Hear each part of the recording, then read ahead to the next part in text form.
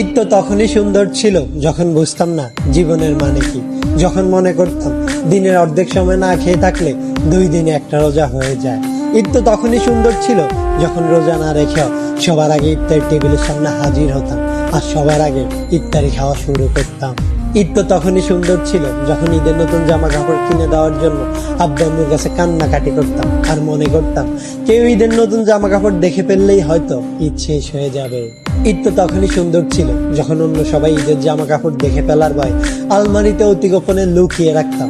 ঈদ তো তখনই সুন্দর ছিল যখন ঈদের দিন সবার পা ধরে সালাম দিতাম আর সালামের জন্য দাঁড়িয়ে থাকতাম।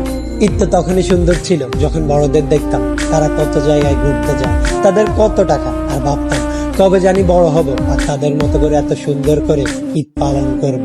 হ্যাঁ, আজ বড় হয়েছে ঠিকই, পকেট ভর্তি আজ অনেক টাকা। ঈদ আজ ঠিকই আছে, কিন্তু হারিয়ে গেছে ছোটবেলায় কাটানো ঈদের সেই আনন্দময় মুহূর্তগুলো। সত্যি অনেক বেশি মিস করি ছোটবেলায় কাটানো ঈদটাকে, যেটা চাইলে কখনো ফিরে পাওয়া সম্ভব নয়।